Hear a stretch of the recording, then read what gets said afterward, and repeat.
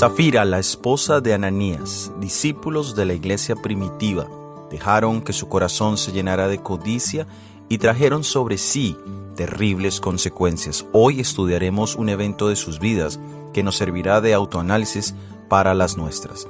Somos Magnolia y Oscar, bienvenidos al análisis bíblico. Comencemos.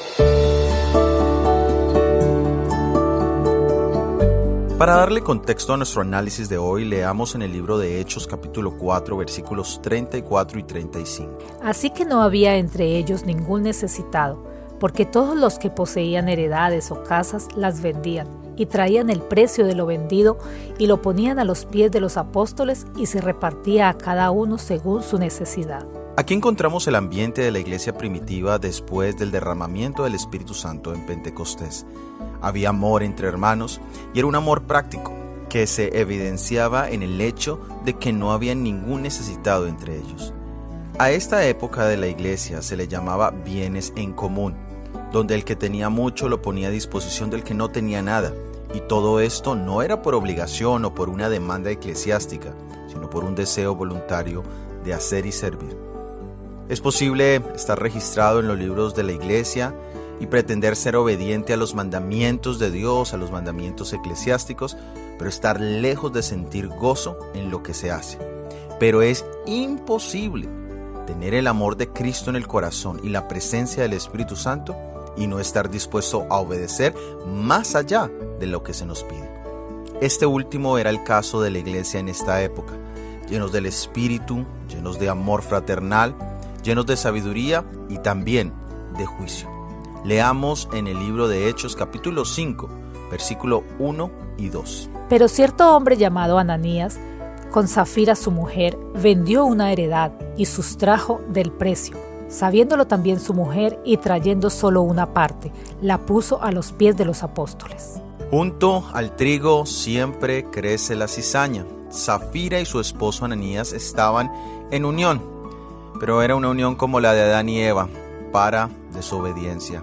Ellos tenían la ambición de ser considerados piadosos, dar para recibir fama. La hipocresía puede aparentar ser dadivosa en un lado, pero en el otro extremadamente egoísta. Safira y su esposo estaban en contraste con el joven rico, quien al escuchar que debía vender todo para los pobres y seguir a Jesús, prefirió irse.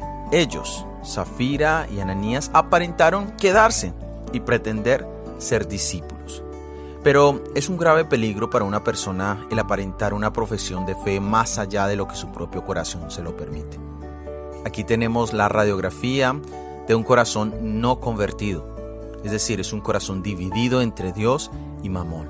Safira y Ananías no eran totalmente mundanos porque en este caso no hubiesen ofrecido nada de la venta de su propiedad, pero tampoco eran totalmente cristianos porque no hubiesen guardado nada de lo que ya habían prometido a la causa de Dios. Lastimosamente, este no es un pecado exclusivo de los tiempos bíblicos, pero es una bendición poder hacer un análisis de nuestros propios corazones para ver si hay algún tipo de hipocresía y buscar así pues la restauración. Leamos en el libro de Hechos capítulo 5 versículos 3 y 4. Y dijo Pedro: Ananías, ¿por qué llenó Satanás tu corazón para que mintieses al Espíritu Santo y sustrajeses del precio de la heredad? Reteniéndola, ¿no se te quedaba a ti? ¿Y vendida, no estaba en tu poder? ¿Por qué pusiste esto en tu corazón? No has mentido a los hombres, sino a Dios. El pensamiento de que ellos podían engañar a los apóstoles les pareció muy fácil y beneficioso, porque pensaban que al no entregar todo el dinero de la venta, estaban asegurando que en tiempo de necesidad tendrían un respaldo que nadie más tendría.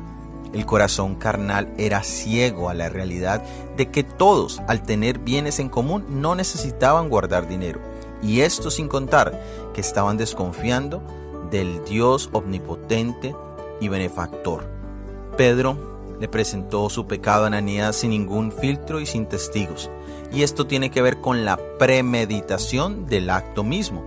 Si hubiese sido un pecado que surge posterior a la venta, en el que Safira y Ananías de pronto se ven tentados por el dinero, muy probablemente Pedro les hubiese llamado aparte para reconvenirles. pero en este caso había sido premeditado, había sido planeado y ejecutado con total conocimiento de causa. Y esto es lo que hace una gran diferencia. El don del Espíritu Santo ya había salido de los corazones de Safira y Ananías y había sido reemplazado por el espíritu del mal. Al oír Ananías estas palabras, cayó y expiró. Y vino un gran temor sobre todos los que lo oyeron. Ananías recibió la consecuencia de su pecado inmediatamente. No alcanzó a decir nada. Aquí vemos la aplicación práctica de la segunda epístola a los Corintios capítulo 2 versículo 16. Olor de muerte para muerte. El evangelio en los labios de los apóstoles y bajo la administración del Espíritu Santo era vida para vida en los corazones de los que creían.